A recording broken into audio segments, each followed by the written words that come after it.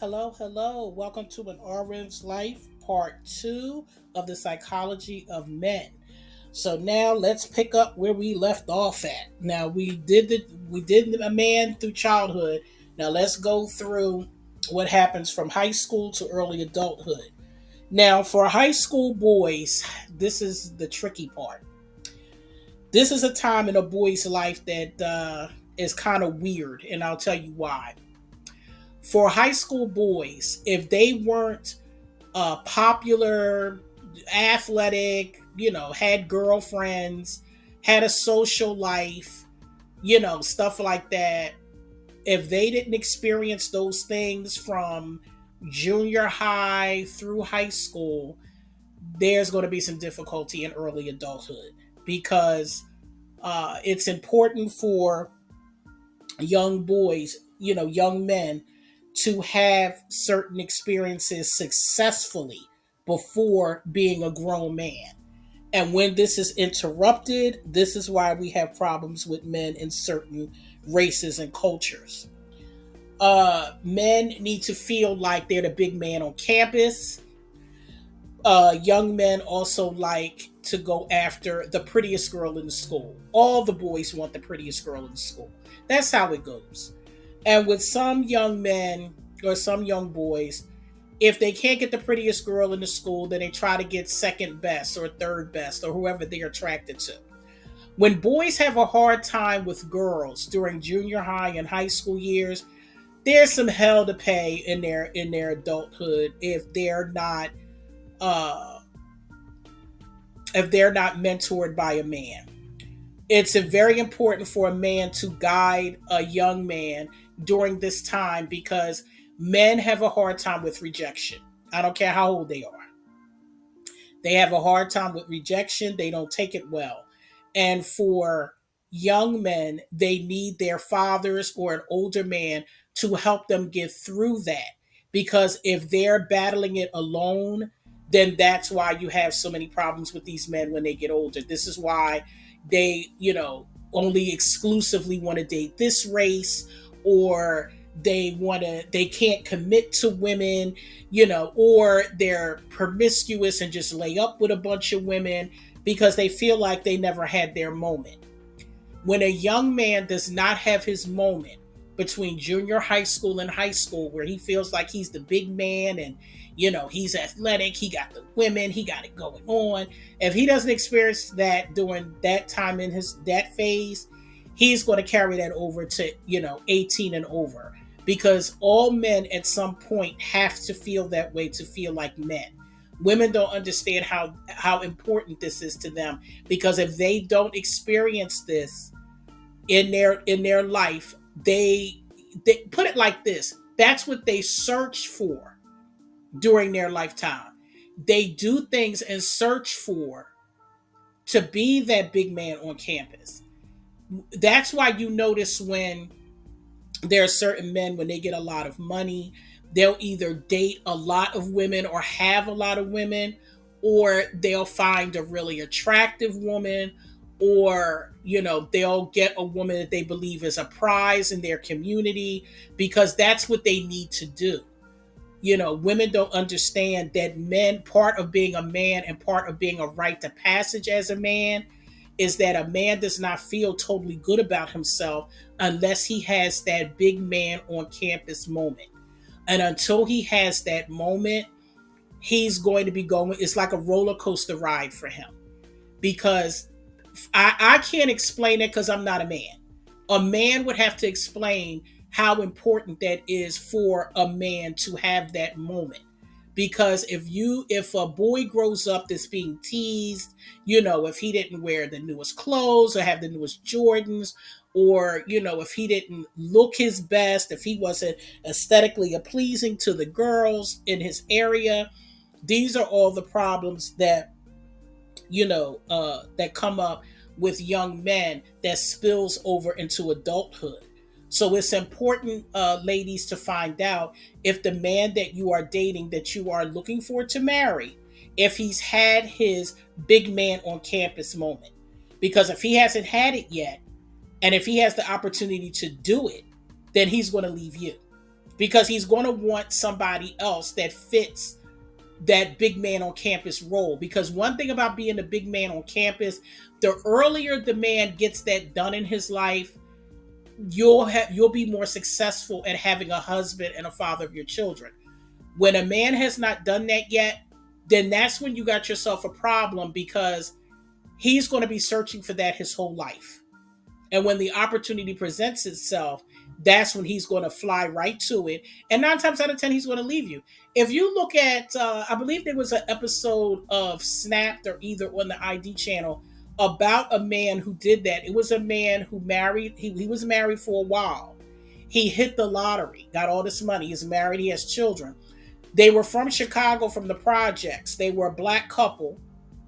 And as soon as he got all this money, he originally they moved to Florida. He did get his wife a mansion. They did live in a mansion, but he wind up dating a younger woman with no children, and leaving his wife and divorcing her, because that's what men do. See, he got, and I believe when he did this, he was in his 40s. So he never had his big moment.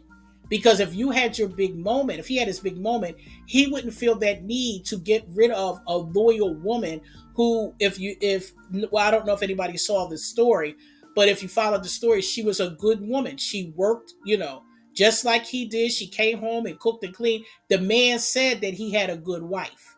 He did say that. He said that he loved his wife. He had a good wife. But see, when I get further on in the series, we're gonna talk about men, and we're gonna get to that part. But the point I'm making is that if a man has not had that moment where he feels like big man on campus, then he's going to more than likely leave you and go pursue what he always wanted. Because men have to feel like that at some time in their life. And when they don't feel like that, again, these are the men that are not worth marrying. They're not the ones. Now, they are right to be ying around the house and play with. But they not, when I say ying around the house, I mean, he can come over, y'all can do it a couple times, and then he need to go about his business. He's not somebody that you take seriously. And women, y'all need to start paying attention to men you should not be taking seriously.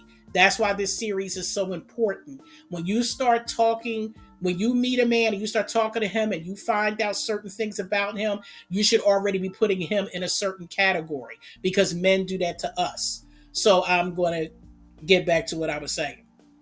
So as I was saying, he needs to have his big man on campus moment. And this is the age where a man is supposed to have it. They're supposed to have it somewhere between that junior high school time and up until high school and through high school. Usually by the time he gets to college, being big man on campus, I mean, yeah, it can still happen if you didn't get it in high school, but it if he does it during the junior high school through high school, that's the best time, because he got it out his system, and now he can progress on being a man. He needs to get that out of his system first.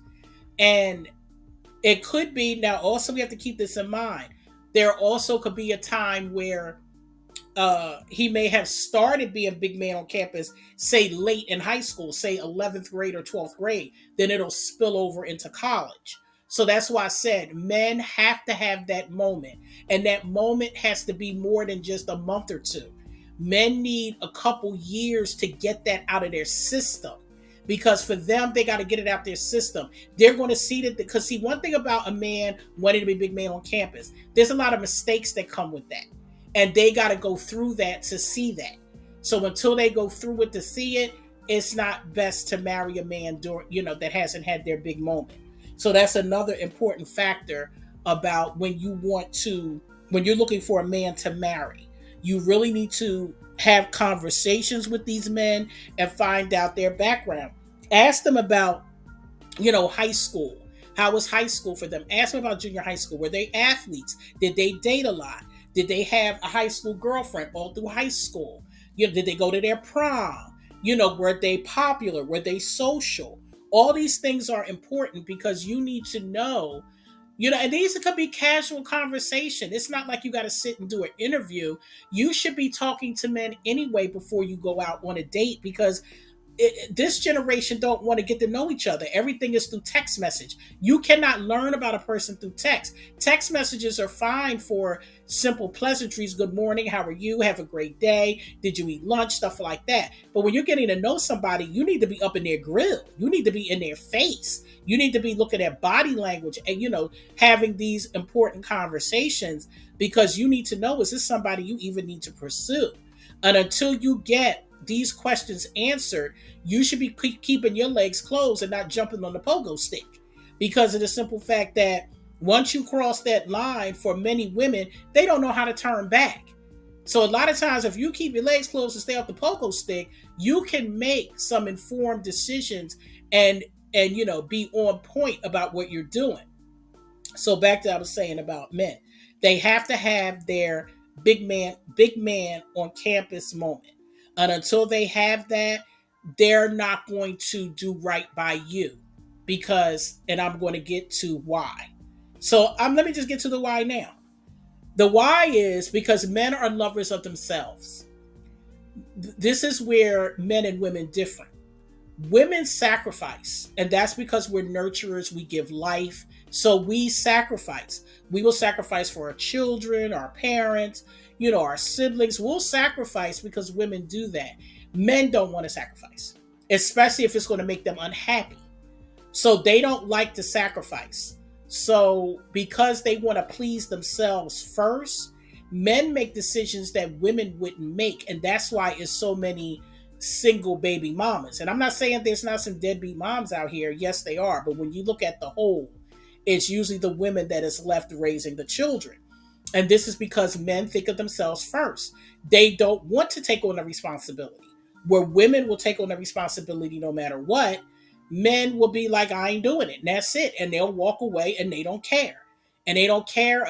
They'll do everything they can for you not to catch them, to get child support. They'll do whatever they need to do. Switch jobs, move, whatever they need to do. They'll act like that they don't even know you. And that is the honest to God truth. And that's because you have to keep in mind, ladies, that men put themselves first. You have to remember that, because once you remember that, then you got to learn how to move accordingly when you deal with them. Because I'm going to get to when they don't put themselves first. But overall, men put themselves first, and that's just it. And they're going to always be that way. Nothing's going to change that. That's how men are wired. Men are wired to please themselves first. That's a part of their innateness.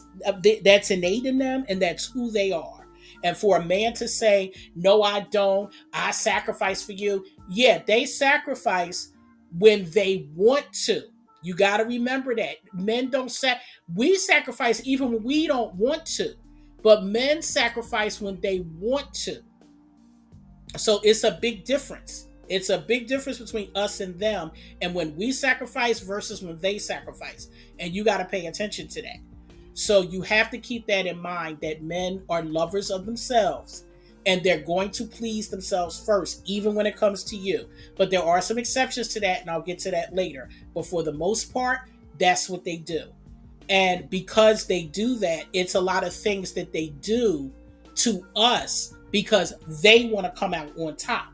So because they want to come out on top, these are the things that they do. So women have to understand that,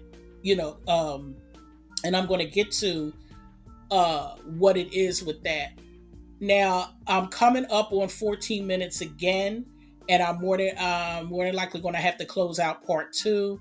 So part 3 and 4 is the meat and the bones. And I might even go into uh, video 5, because I still have a lot to cover, because this is really, this psychology of man is really deep. It's a lot to talk about here, and it's a lot of points. And I'm trying to go in order and give you guys, the full picture. So just bear with me. For those who are listening to this, I'm breaking it up so that you're not listening to something for. I don't want to put out a 2-hour video, because 2 or 3 hour video, because it looks off-putting. So it's better off to have shorter clips on the series, but have the series. So I'm going to close out this part 2, and I'm going to go to part 3. Now this part 3, this one is, we're going to move into uh, because men are lovers of themselves. Part three is going to be what they do to us because they're lovers of themselves. So I'm gonna close this one out. Again, like, comment, subscribe, share. Thank you for listening, and I look forward to putting up the next part. So you guys have a great day, and I will talk to you soon.